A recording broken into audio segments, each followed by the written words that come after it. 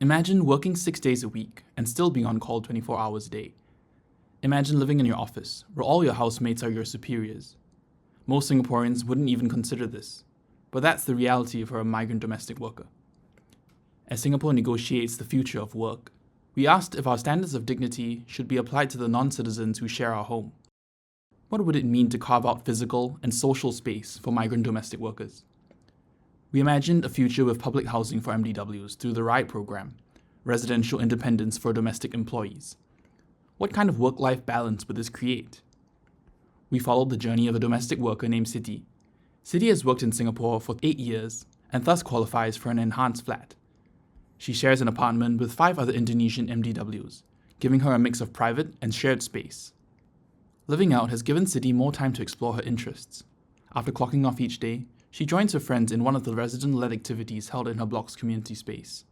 Siti really loves her cooking club, where every week she learns new recipes from her neighbours. With Hari Raya nearing, Siti has balloted for her building's guest room, hoping to bring her family over to visit.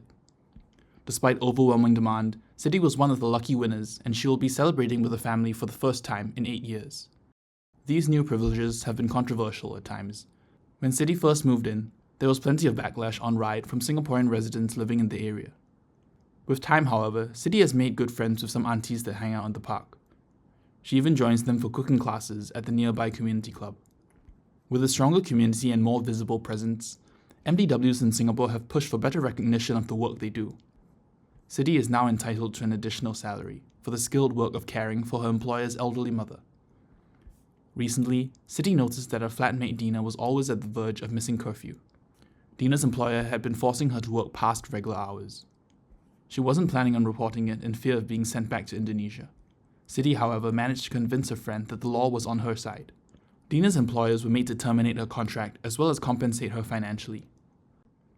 While Siti has found supportive peers with RIDE, she has noticed that her employers have become less trusting now that they no longer know her every move.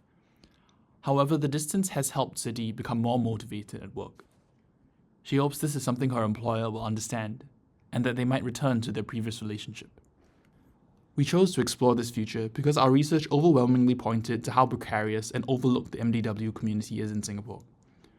We hope that a future with RIDE has helped you rethink how Singaporeans should be supporting our migrant helpers.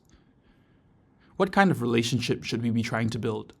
Should we welcome MDWs into our families, or should we provide them with professional environments? What is their ideal place in Singapore?